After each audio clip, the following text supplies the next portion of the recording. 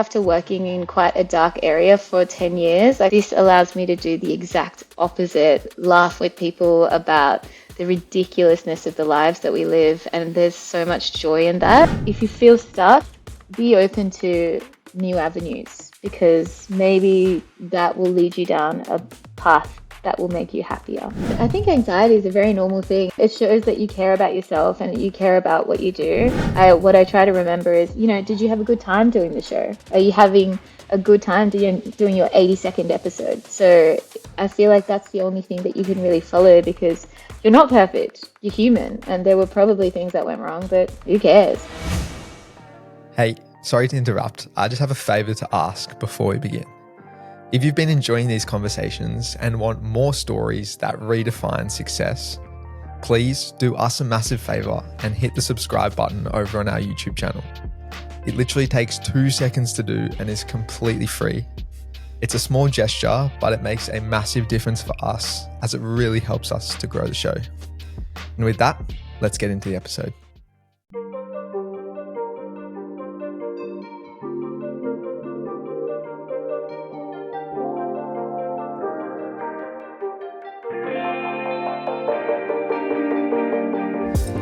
All right, welcome back to the Quest for Success podcast, and thanks so much for tuning in once again. Today on the show, we are super excited to be joined by Sashi Perera.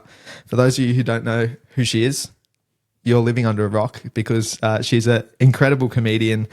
She's a writer. She used to be a lawyer as well. She's got an incredible journey, and we're super excited to kind of dive into her story today. Sashi, thanks so much for joining us.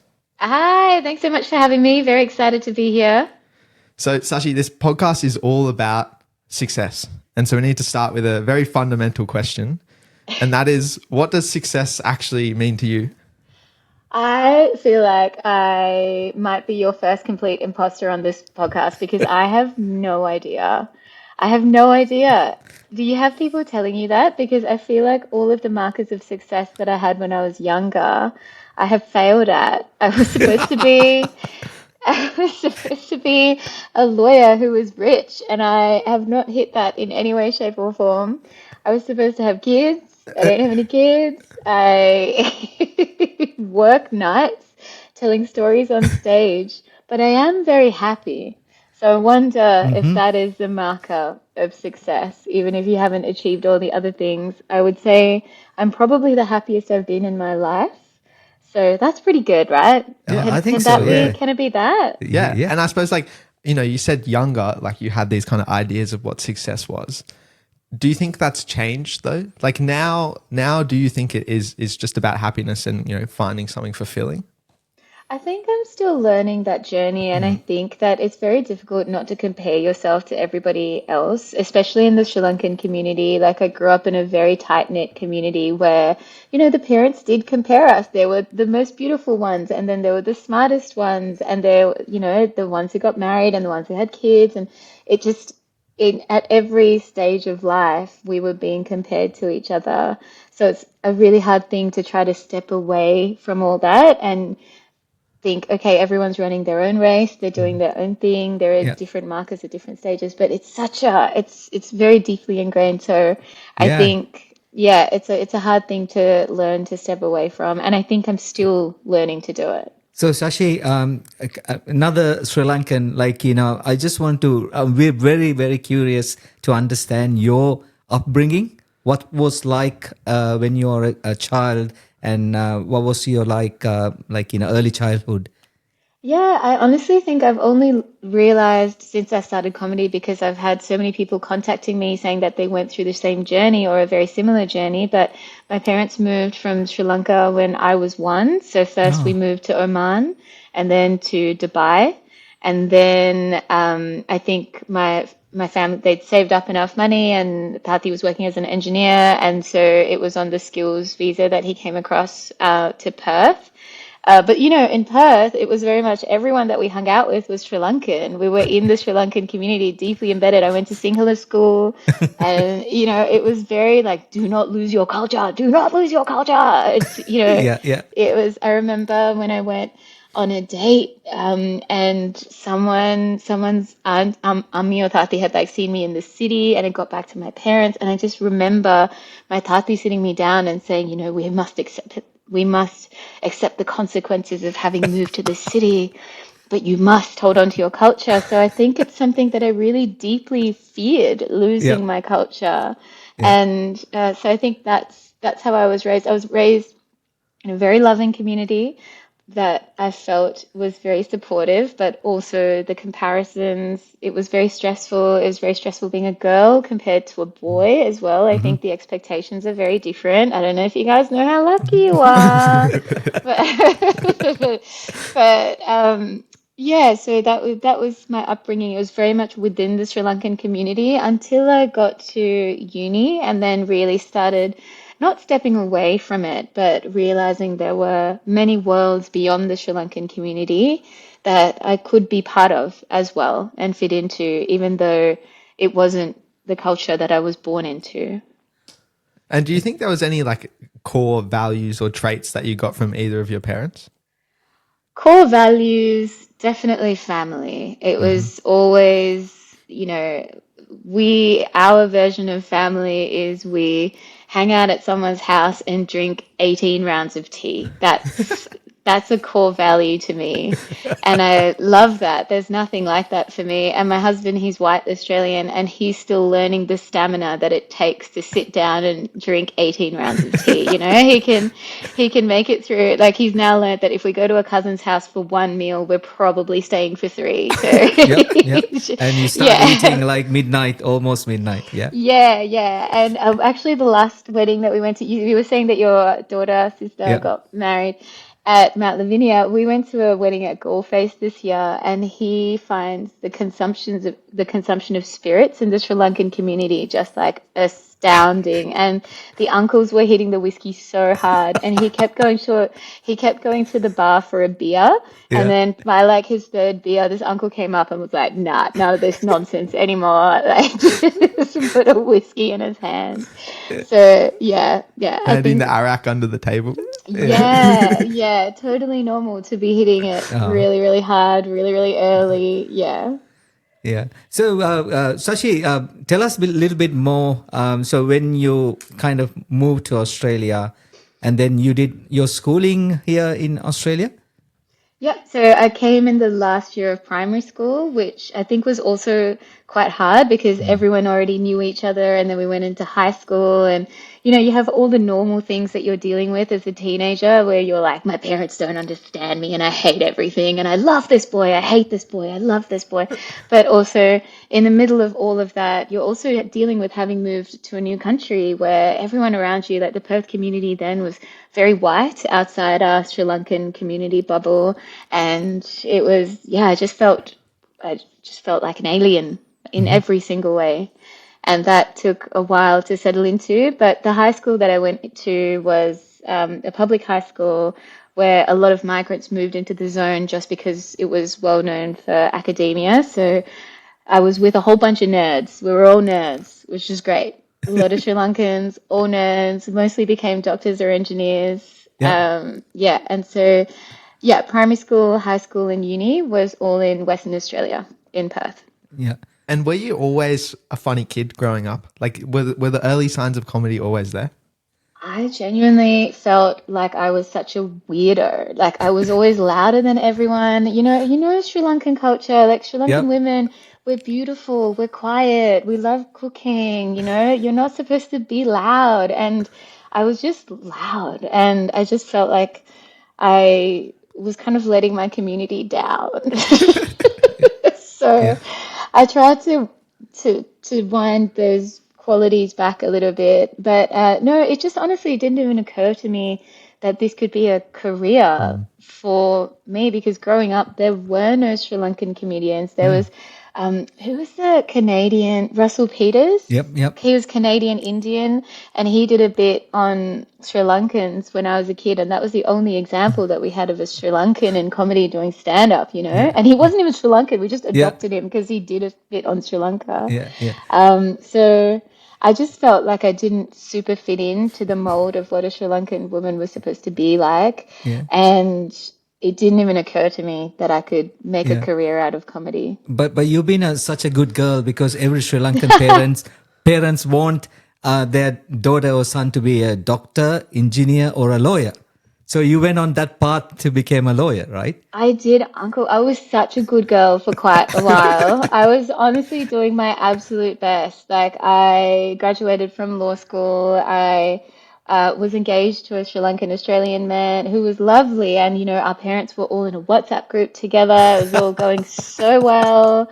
And then I ruined everything in my late 20s. And then I think that was the point when I started really rebuilding everything and trying to maybe be a bit more honest about the person that I actually am and trying to figure out how I could still be part of my community but be much more who I am.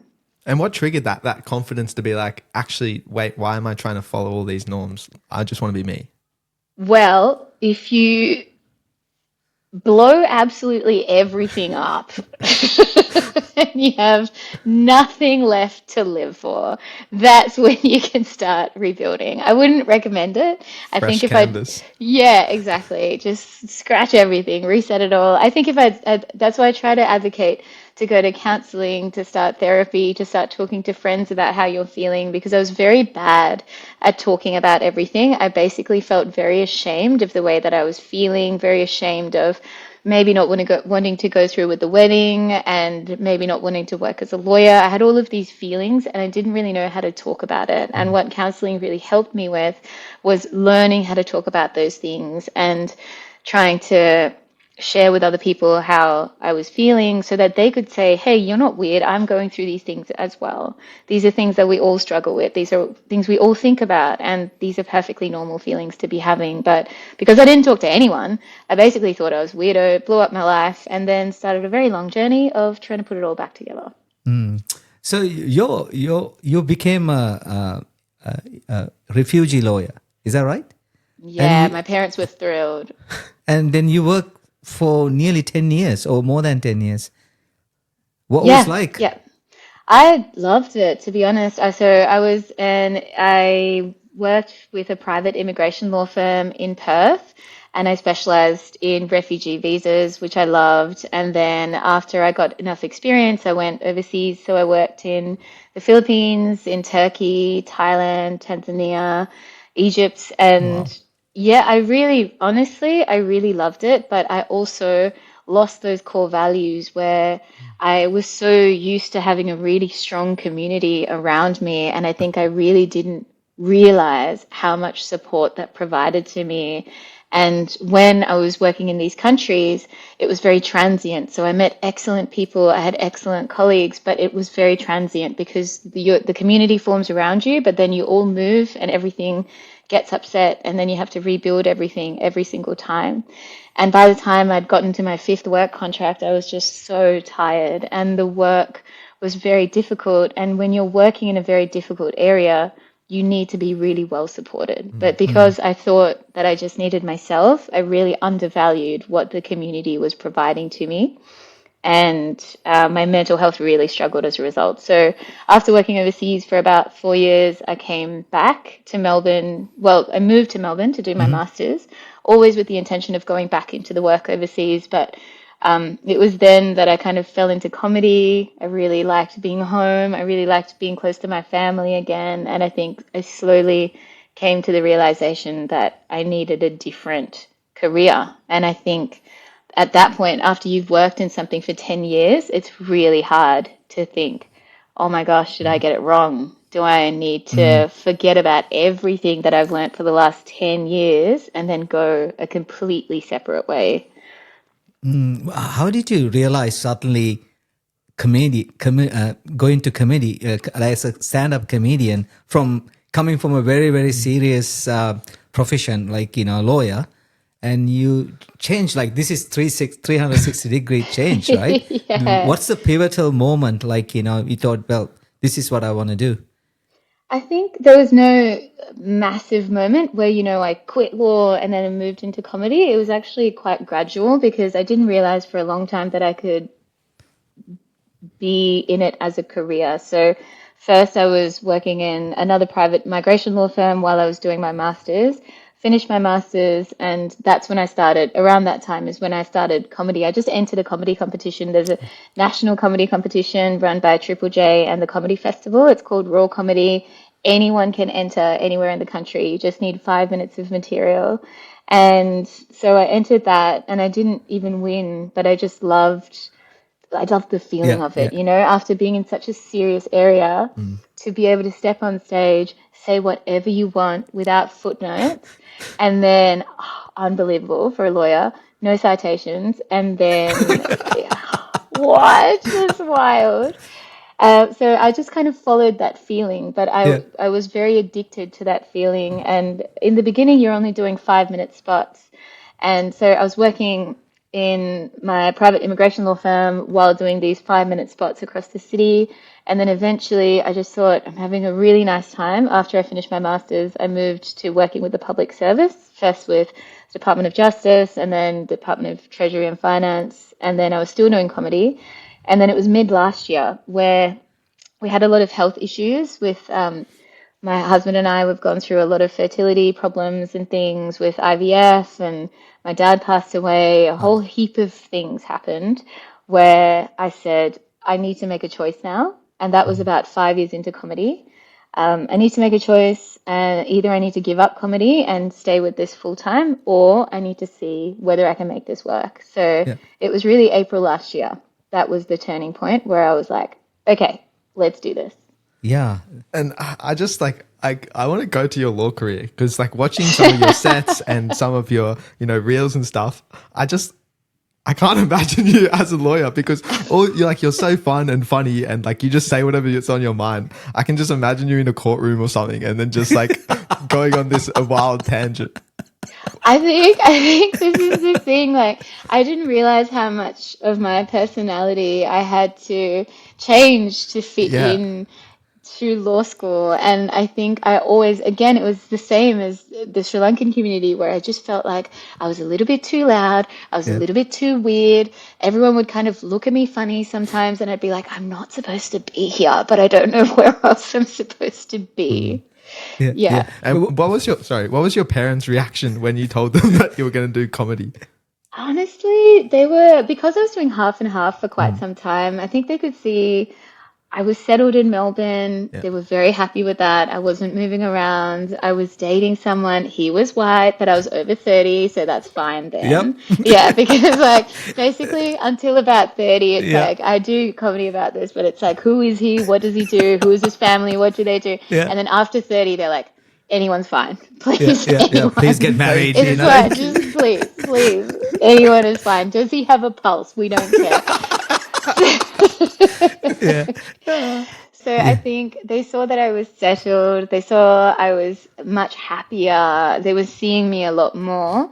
And I think they saw that it made me happy. And I think when I decided I said, I'm going to leave my job and go full time into comedy, they could see that I was stable, like financially. I knew that I could hopefully match my income that I was getting from the public service. So it was all quite step by step by step. And I have to be honest, I still wake up sometimes because it's only been just over a year now, and I'm like, is this allowed?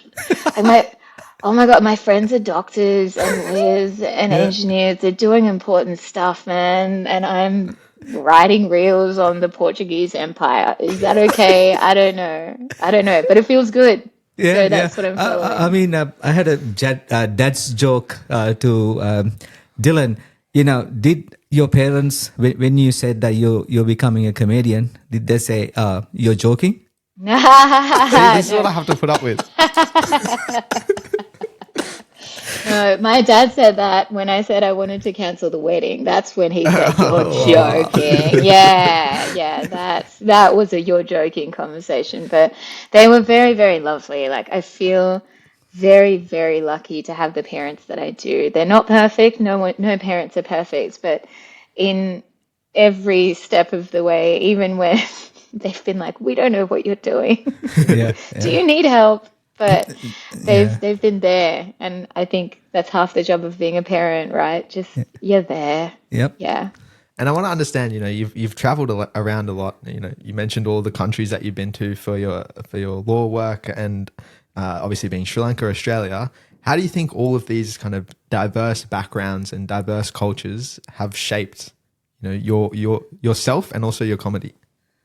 I think it was really nice to learn in every single country that there's no one form of problem. Like there's no one form of racism. There's everyone across the world in every different country has othered another type of population. Like normally the kind of issues that I was working on with those organizations were based on problems or wars that were happening because of different religions, different races, different ethnicities. So I think it has given me a much broader perspective of, oh, this is not the problem of one country, this is the problem of us as humans.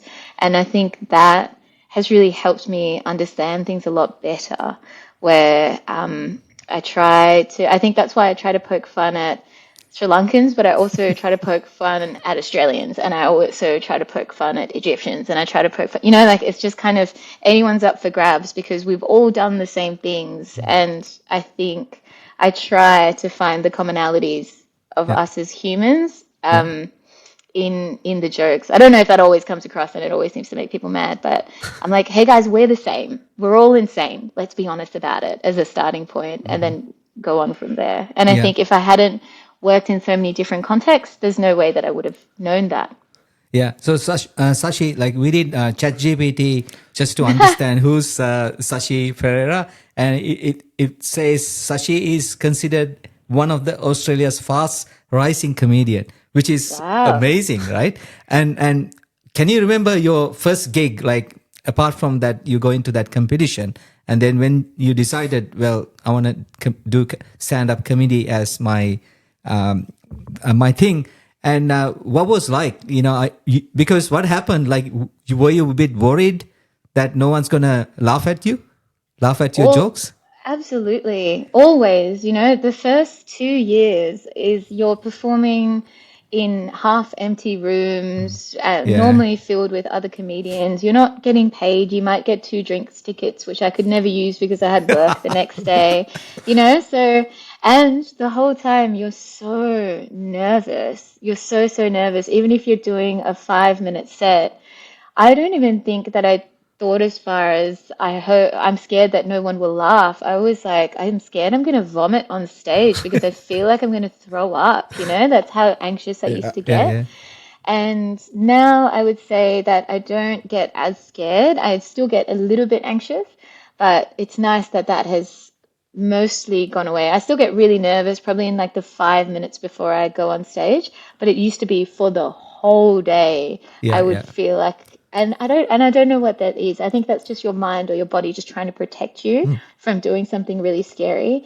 And I think if you do the thing and it doesn't make you happy, then don't do it again. But for me, every time I ignored that feeling and then I went on stage, I had a really good time. And so, yeah, that's why I kept doing it, even though I wasn't getting paid for the first like 2 years. I think the first time I got $20 for yeah, telling a yes. joke, it was so exciting. It was so, so exciting. Yeah, yeah. I'm really curious to know, like, is it becoming harder to be a comedian in this society that's becoming more and more PC? It's weird, the PC thing. I think you're always going to upset someone. Like, I try to put a lot of thought into my jokes and I try to only punch up, but I'm learning after quite a bit of time online now, no matter what you say, someone's going to be mad about it.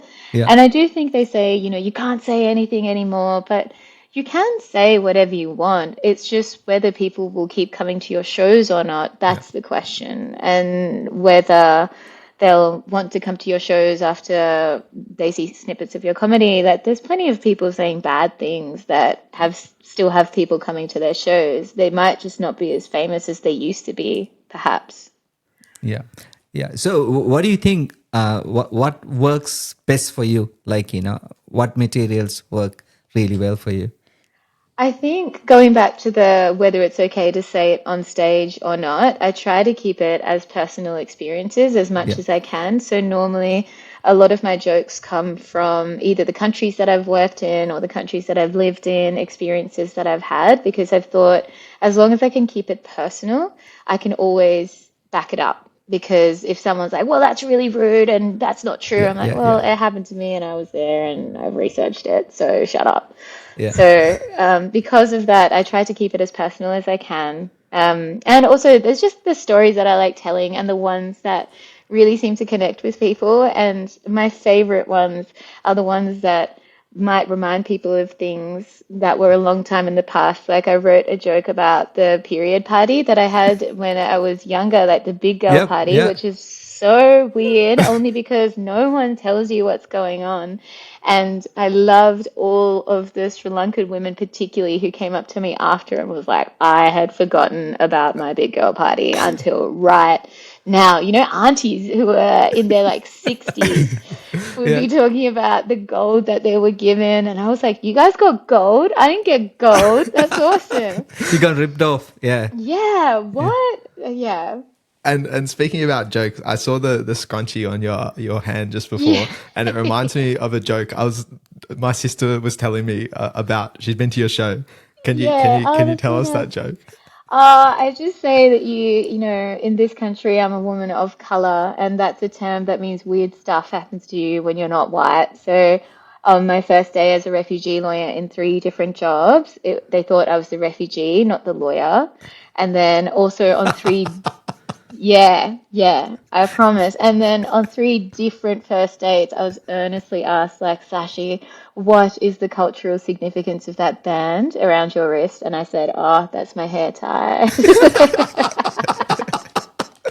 But you know, that's one of my favorite jokes, and it's so nice because that's one of the first ones that went viral. There were just so many people who got in on the fun and said about the silly things that had happened to them, and I just thought it was something so gentle that we could all laugh about. But then people, yeah, there were people who said, you know, what are you supposed to do? You're not supposed to ask people about the questions about their backgrounds and stuff. And I was like, no, man, just relax. It's just weird stuff that happens. It's okay. We can Yeah, joke about it. 100%. And I suppose now you're in a position.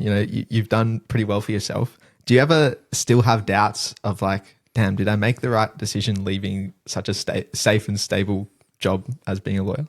Always. I'm so scared. I'm so, so scared. I just don't have the confidence, you know? Like, I'm planning for my next tour. It'll go around, it'll start in Jan and it'll go around Australia and back to Europe, around the UK, back to Sri Lanka. I'm so excited, but my brain is like, Sashi, what if no one comes this time? You know? Yeah, it's so weird. That's It's so so crazy. mean. It's really, really mean, but it's nice. I think that's why it's nice talking about how you're feeling because a lot of people who either work in freelance jobs or just jobs where Mm-hmm. your salary isn't guaranteed to hit your account every 2 weeks, they're like, yeah, it's just like that. Your brain just lies to you.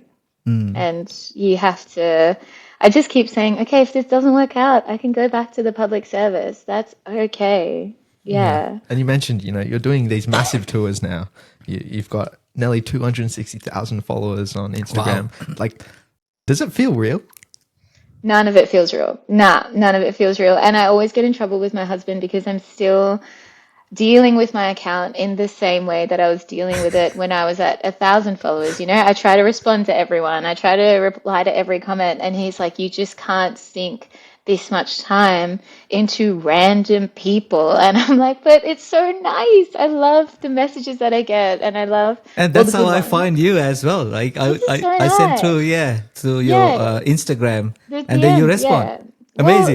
Well, Amazing. I just love it. I just love connecting with all of these people doing all of these amazing things all around the world and around the country. And it's just people that I would never meet otherwise. It's so, so awesome. So none of it feels real, although I would say more and more people are recognizing me now. And that's when it feels real, where they're like, oh my gosh, we watch your stuff and we love your jokes. And I think that's the only time when it really feels real, where because when you're on your phone, you have no idea. You're just sitting alone in your house. Yeah, Yeah. yeah, You have no idea how many people are watching your content. So it's really only when you meet people in person that it's like, okay, this is real. People are watching. That's yeah, cool. yeah. And do you feel it's like similar sort of, I suppose, crowds when you go to Sri Lanka? Like, do the jokes land the same there as they do here?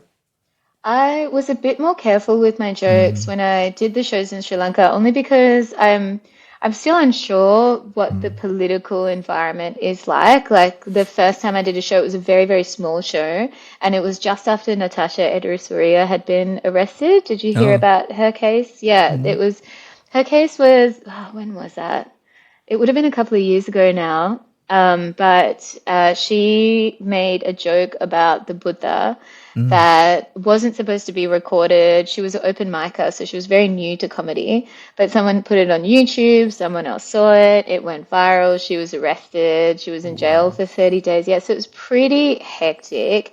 And so when I was going over there for the first time in 5 years because of COVID and the economy and my dad had passing away, like I just hadn't been back to the country in quite a while and I really wanted to do a show. And my ummi was like, no, please, yeah, can you not just this one time, Sashi? And I said, look, I'll do a very small show. So I think rather than the jokes not landing, I'd say I'm normally a bit more on guard when I'm over there about what I can say and what I can't say. And but I did a much bigger show this year actually, and it was just so much fun. So I'm going to go back for more shows next year, and hopefully politically things are a bit more relaxed. I don't know. There's a lot of energy in the country. It seems quite stable. It's very exciting. yeah. So Ah, yeah. yeah, yeah. I think, Sashi, do you believe connecting with people is like, what you're doing is like storytelling, right? But it's pretty much talking to the people. You're talking their problems, or their day-to-day life, right? Relating to That's, them. Yeah. yeah. So that's where you really get the win, right? Like people, is that right? It's so much fun. I think that's why I really, really love it. I think after working in quite a dark area for 10 years, like I loved my clients, I loved everyone that I worked with, but it's you're seeing some of the worst stories humanity has put out there. So I think this allows me to do the exact opposite, laugh with people about the ridiculousness of the lives that we live. And there's so much joy in that. I think the biggest surprise for me, though, when I started performing is that I expected to connect with Sri Lankans and I expected to connect with Australians. I did not expect to connect with the wider communities, and that the jokes have resonated beyond those communities is such a surprise to me, but it's also such a joy. It's just Yeah, yeah, awesome. yeah. And more than just a comedian, you're a podcaster too, you're a writer, you release your book, Stand Still. I want to know throughout that process, especially of writing, did you learn anything about yourself? It was so lovely because I went back to the person that I was 10 years ago. So that's when the book opens just after we've cancelled the wedding at Mount Lavinia, and it's New Year's Eve. And oh, we were talking about how, nowhere does New Year's Eve like Sri Lanka does. But that's where the book opens. And I would say it was a time in my life where I was very lost after coming out of a really long-term relationship, wondering whether I could still do this work and wondering if I'd gotten it all wrong. And I really enjoyed not being that person anymore. I think it was really nice to sit down with her and be like, whoa, you're a lot, and I'm glad I'm not you anymore, but what a wildly entertaining time. Well, we've come a long way. We've come a long way. Yeah. Yeah, yeah. And I suppose, like, on that point, you said you felt kind of lost. Do you have any advice for people who are in that similar situation? Because it's a very tumultuous time, and especially for the younger generation like myself, there's just like so many different avenues, so much happening. A lot of people are feeling lost, and you've been in that situation before. Do you have any advice? I think just keep putting one foot in front of the other. You don't have to know where you're going. Keep reaching out to the people that you love because they're always going to be there for you. And if they're not, that says much more about them than it does about you. And I think even though I was so lost, I just kept going because I had wonderful family and I had wonderful friends and I felt utterly lost. And I felt behind everyone, everyone was smashing their careers and they had families and houses. Some of them were onto their third house, and I didn't have a house. Yeah. I was like, I should be further ahead. But just keep putting one foot in front of the other. You don't have to know how everything unfolds. That's Yeah. okay. You can just keep living the questions instead of having to know all the answers right now. That would be my main advice. But it's much harder to take that advice. Like I keep trying to tell myself that with all this stand-up stuff, I don't need to know where it's going. I'm having a good time. I can just keep putting one foot in front of the other. But I know it's much easier to say than to actually do. So, Sashi, how, like, doing stand-up comedy, how sustainable is that? Like, can you make a living out of it? So far, yes, but whether I can keep doing it, I don't know. So, yeah, last year was my trial year. So, April last year is when I resigned, and my public service job, they were just so lovely. They knew that I'd been through a whole heap of stuff, and they said, look, take 12 months off, and if you want to come back after 12 months, you can have your job back. And that was unpaid. But I thought, okay, in this year, if I match this public service income that I have, then that's a really good safe landing that I know that it's doable. But then when it came time to go back, and that was in April this year, I was like, no, I'll go back. I'll go back. I'll Mm. go back because I had matched the income, but I didn't know if I could do it again. And I didn't know if I could do Yeah. it again. And this is the thing, because every financial year you start from zero again. It's like last year didn't Yeah. happen. So much of it is mentality. Can Yeah. you do it all again? As opposed to working in a public service job where every 2 weeks that salary Yeah. is hitting your bank account and Yeah. you're fine. So, but then when it came time, I'm still just having too much fun. So I keep saying I'm gonna keep doing it until I it's not fun anymore. Yeah. And it's rather than one source of income, it's many different forms. So Yeah. it's not just your stand-up comedy shows. You can be writing for papers, you can be writing for comedy shows, you can be doing performances and events. You're kind of sewing together an income from all of these different sources as opposed to just one. And some people might hate that, but I love it still. Yeah. Yeah. So I think Yeah. that's why it's working out so far. Yeah. So while you're doing this, you're also gaining a lot of followers. People are looking at you, and you getting to know everyone, getting to know you, right? Do you think that's a powerful thing that you can use your voice to create a real impact? I hope so. I think the trouble with it is that you can't possibly speak for everyone. So that's Yeah. why try to speak from only my experience. And there's plenty of people out there who are just kind of like, well, I didn't do that and I'm Sri Lankan, or that didn't happen to me and I'm Australian. And I'm like, well, I can only speak for my experience. And I have always been told that I am a very big-mouthed lady who talks Mm. way too much. So it's just nice to have an outlet for that now. And I do think the things that I've experienced in the past and learned from, I think that talking about it, I'm hoping might help someone who's at the same stage but less further along. Like if they're thinking about canceling a wedding, I'm like, hey, maybe go to therapy first. Just start counseling right now. Yeah. Start right now and then see how you go. So, yeah, I'm hoping that talking about these things will reach someone or resonate with someone. And more important, I just enjoy talking about Yeah. it. I think after ages of just feeling weird and ashamed, I'm now just being myself. And if that's resonating with people, great. And if Yeah. people hate it, go follow someone else. That's fine. There's so many That's people to follow, man. Go follow them. That's right. I mean, you're sharing some of your experience as well. I mean, have you ever felt like racism, like things like that? Especially like there's some things going right now in Australia. Like it's a bit uncomfortable. Do you feel that way? I don't know how you felt about the Marches for Australia, but I've lived here for over 20 years now, and I have to say that was a really heart-dropping thing to see, you know? Mm. Like we came up in the time of like F off, you're full, and I just Mm. thought those times we'd moved beyond those times. I didn't realize, everyone says history repeats itself, but I just thought maybe it'd stop in that particular way, and I felt really, really sad. I Mm. felt so sad about it.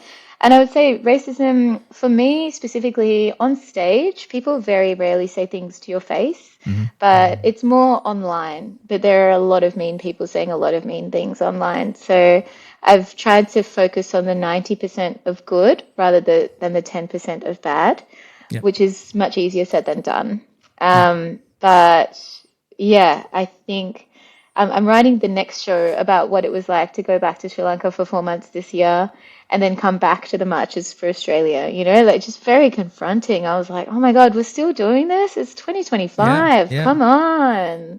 That No. must have been a Yeah. crazy experience. You're like, is this all happening again? It's It history was repeating. it was such a flip. I was like, no, we did this, guys. Come on. This is so boring. Find something new to complain about. Yeah. Yeah. It's sad. And I like, from your story, it sounds like you've always kind of been between worlds, whether that's kind of culturally between Sri Lanka and Australia, or, in your job between law and comedy.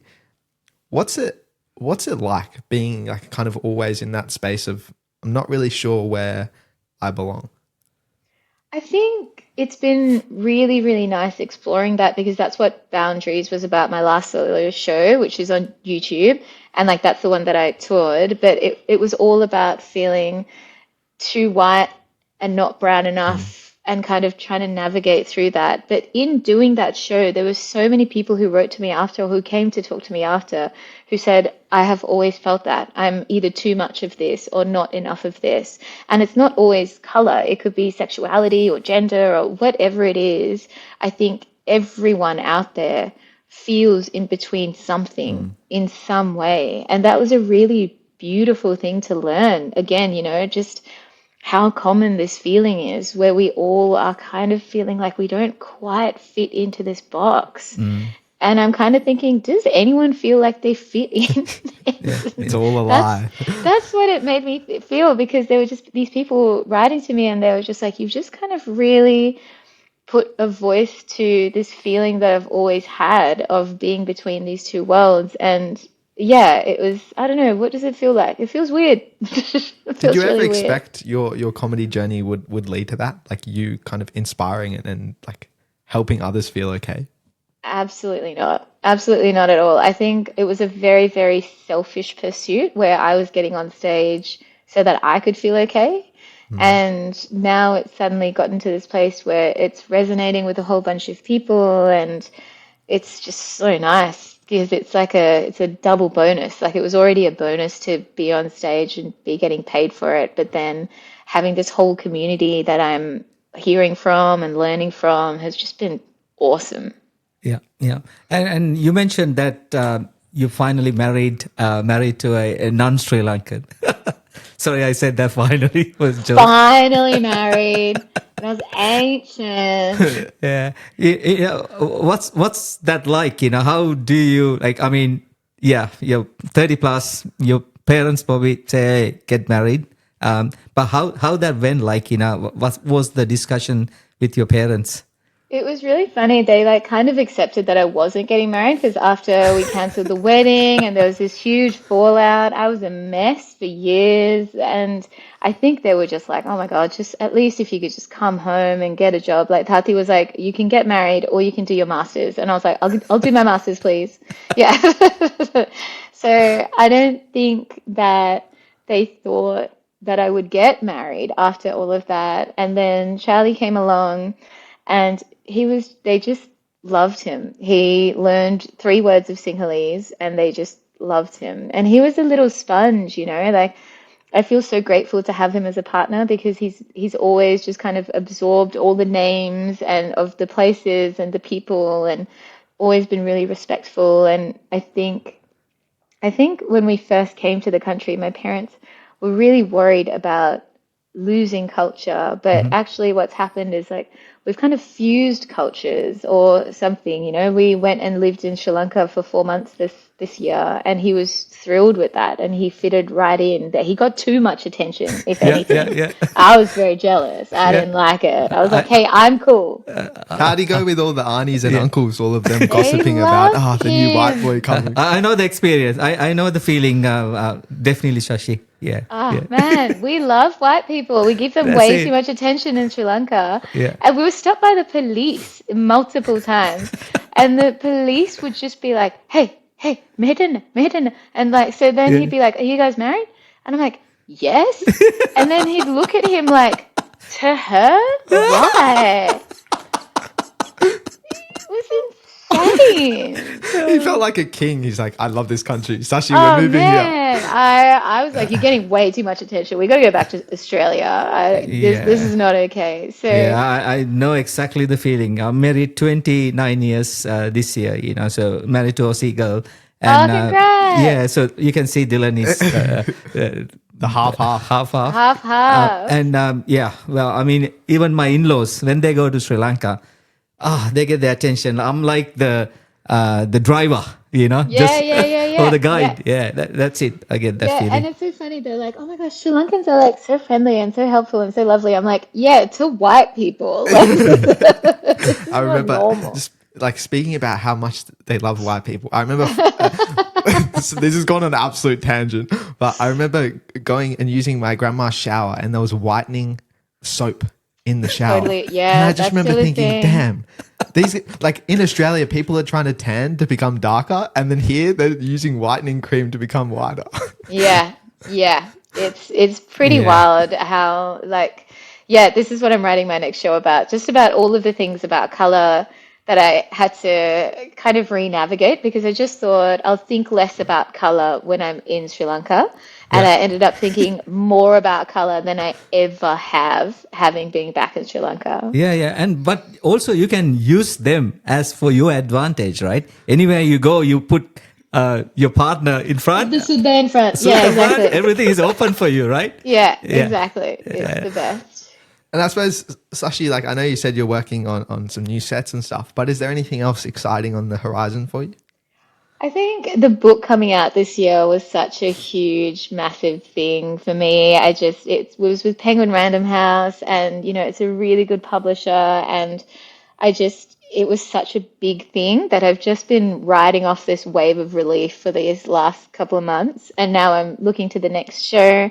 Um, Not really, to be honest. The next couple of months will be spent just at different events and show other shows, just trying to put little bits of material together for the 1 hour show. That's how it works. Basically, you're spending the whole time off tour putting together little bits into a 1 hour show to then take on the road. So, um, yeah, I'll just be doing gigs all over the country in the meantime. Amazing. You Oh, mentioned, I'm doing a cricket panel actually with the Sri All Lankan right, Women's Network. I think that's in New South Wales all next right, month, which should be fun. Yeah, all yeah, right. awesome. yeah. Excellent. And at the beginning of this conversation, we were talking about, while you don't really know what success is for you yet, it's largely about happiness. Outside of work, is there anything else that you pursue that, makes you happy? It's weird because my hobby has now become my work, so now I need to get a new hobby. Yeah, yeah, But when I'm home, I don't know. I'm trying to. I'm so boring now because on tour everything got so hectic. I'm just really enjoying just being at home with my cat, cooking meals, eating well, exercising. It's just so boring. But because my hobby became my job, I do Yeah. need a good hobby. So if anyone's got any ideas, let me know. yeah. So what's the day like, Sashi? Like when your husband come home together in the evening, do you do jokes or do you very serious or He hates it. He hates it when I do because sometimes some of my best jokes have come from something he said. So sometimes he'll say something and I'll just get my phone out and he'll be like, "No, don't write that down. Do not write that down. Do not write that down." But he's actually such a good writer. So, and I always run contact by him first, especially if it has to do with our relationship, if it has to do with him. I'm always like, "Hey, I'm thinking about this joke. This is what we do. This is what whether the punchline would be. Are you okay with that?" And if it's ever anything that makes him feel uncomfortable, it's not in the show. Yeah, So yeah, yeah. yeah, that's Well, how we navigate that. so he's more like an advisor to you for your. He's basically my manager. This is what I say. I have a management company who runs all of my like all of the touring stuff, but Yeah, yeah, I feel like he is my main manager because he's just in charge of all my emotional distress yeah. before and after shows. So what's the hardest thing about being a comedian? Like writing jokes or performing or bit of everything? I think it's just having, for me, like all of the writing jokes and the performing comes very, like I love doing it. So it doesn't feel like work for me. It just feels like a little puzzle that you have to put together. But for me, the hardest thing has been like not having a set career pathway and not having someone to look up to and say, oh, they're doing exactly what I want to be doing in 10 years. So that's where I'm going to go. Like there are two Australian Sri Lankan male comics who have been in the sector for ages, Dilruk Jai Singha and Nazim Hussain, Asim, and yeah, he's good. they're so lovely and they've Yeah, been so helpful. So they've probably been my closest kind of career pathways that I can look at and yeah, say, yeah, wow, well, they smashed this and this and this, and they're still going really well.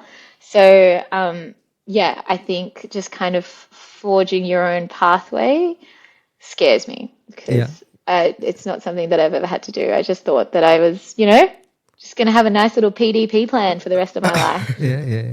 And what's it been like, with this transition to short format? Because to me, it's become the main format now. Everyone's on short. You talk about 1 hour shows, people are like, oh, 1 hour, that's ages. I need double speed for that. Yeah, yeah, yeah. For me, the only reason that I really do short form content is to try to get people to my 1 hour shows. So I always kind of see it as like free advertising of what you would get if you came to the show. I've been very careful that I don't want to become a content creator, Yeah. only because I feel like that would be a very, very stressful, you're just with your phone the whole time at home.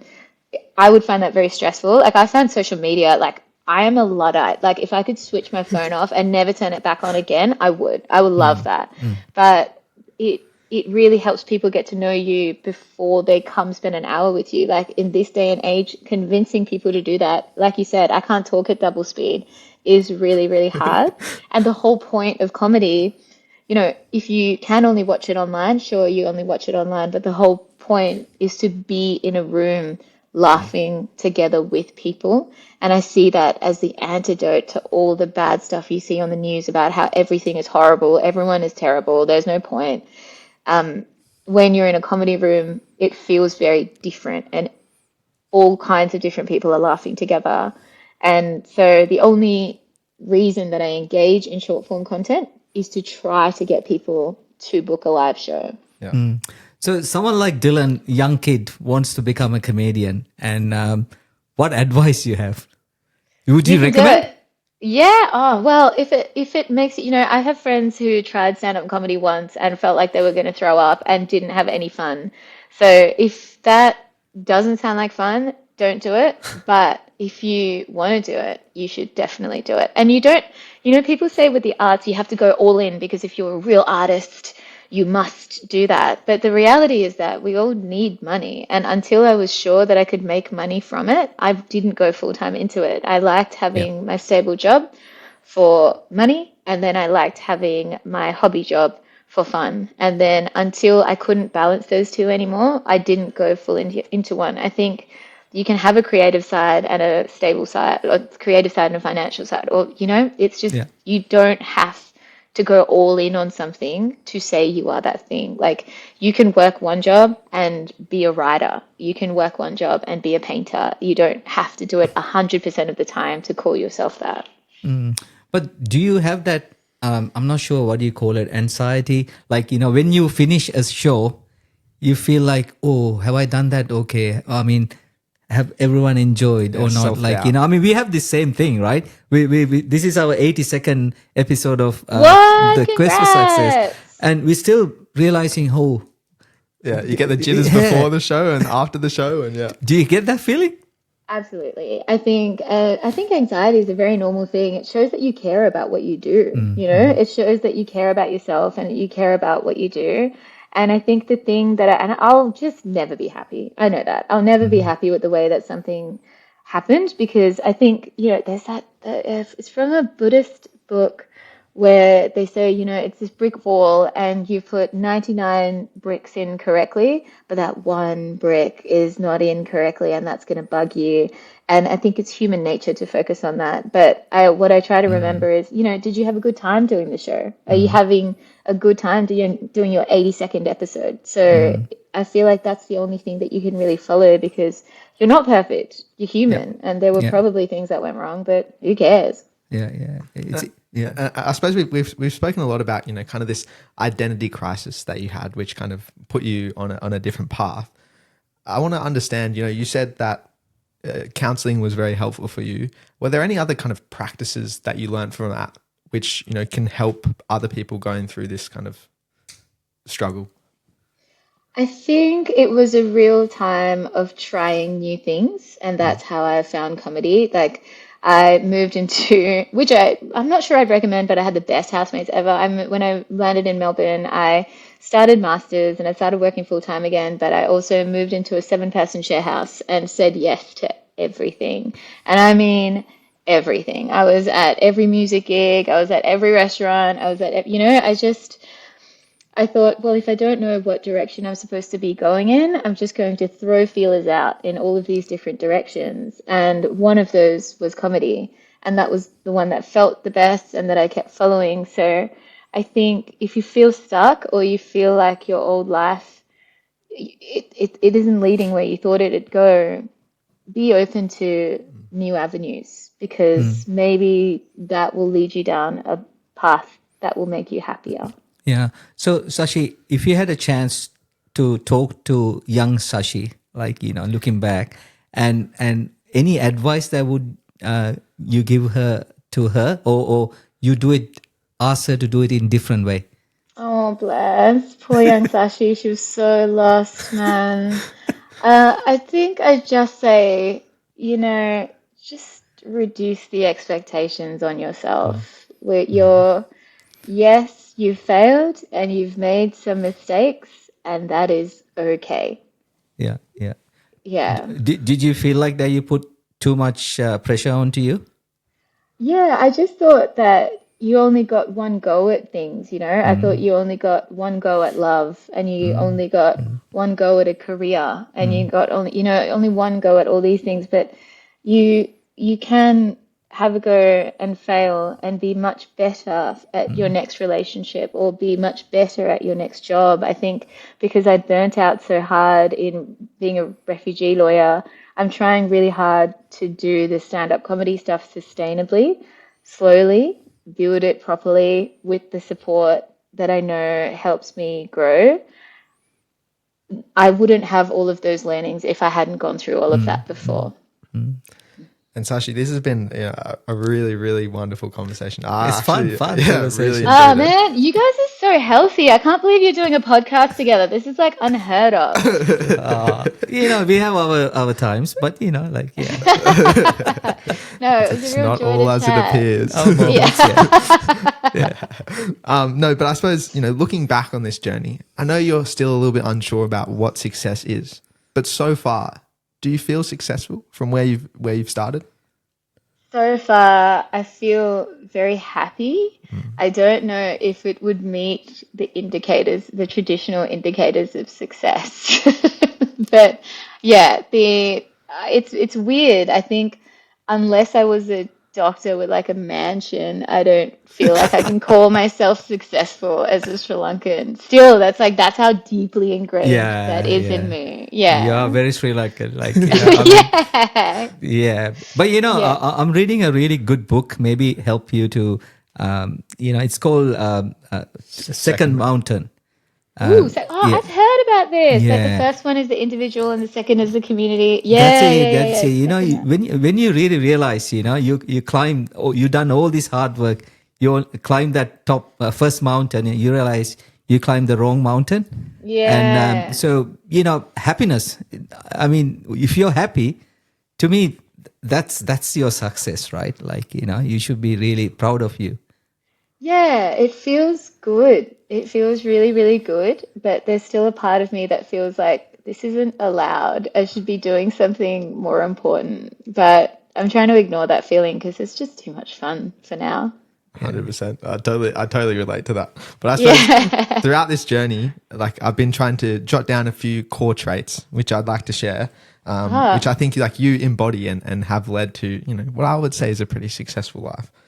The first one is your authenticity. You know, you have so much humility. You open up. You've shared your story to hundreds of, or even millions of people, and that takes a lot of courage to do. I think for a while there, you were kind of hiding your true and authentic self. But then after that realization, you're really now showing up as the true Sashi. And I think that comes off. People can connect more with the real you than who you were trying to be. I think the next one is persistence.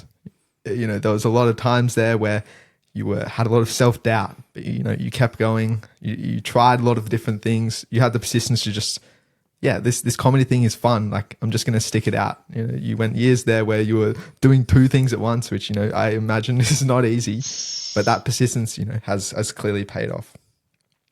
The next one is, I suppose it kind of connects with authenticity, but now you've become confident in your own skin.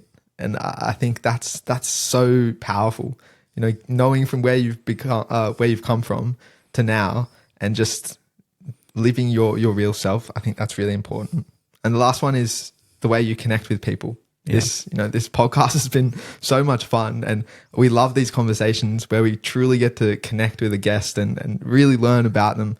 And, even just you smiling on the other side of the screen, it makes it, a real genuine connection. And we feel like, we know you for a long time. Yeah. So that's a real authenticity, right? And one to add to Dylan's list, and you're also a risk taker, right? I don't really still understand how you became from a lawyer to a comedian, right? Like, this is probably one of us, right? Like, and that's a huge risk that you take. The inner Sri Lankan in him.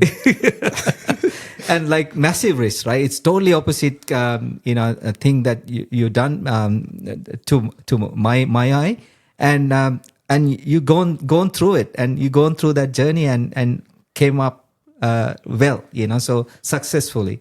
And congratulations, Sashi. Like, it was a very wonderful conversation, and enjoyed every minute. Can't wait to follow along your journey. This is so nice. I wrote down all those keywords. It's just so lovely. That's going to make me feel really good for the rest of the year. Thank you. And wish you very best. And if we get an opportunity, we will come and definitely support you when you're in Sydney or next show. Yeah. Oh my gosh, please. I'm doing the Sydney Comedy Festival next year, and I'll be on at the Enmore Theatre. So it's a big show. So hopefully I can meet you guys there. Yep. Yeah, we'll come and say hi to you. And if anyone wants to learn more about your shows, more about you, how can they connect? Always Instagram is probably the best ones. I'm Sashbomb on Instagram, but I'm also on YouTube, TikTok, Facebook, and there's a website and a book. So really, I don't know, man. She does it all. Choose your medium. We love that. Love it. Thank you so much, Sashi. And for those of you who are listening, if you've gotten something out of today's episode, it would mean the world if you could like and subscribe. Helps us grow the show and get to more and more people. And if you want to learn more about our inspirational content, you can check out all of our episodes over on our website, thequestforsuccesspodcast.com. And with that, we'll catch you guys in the next episode. Thanks for listening.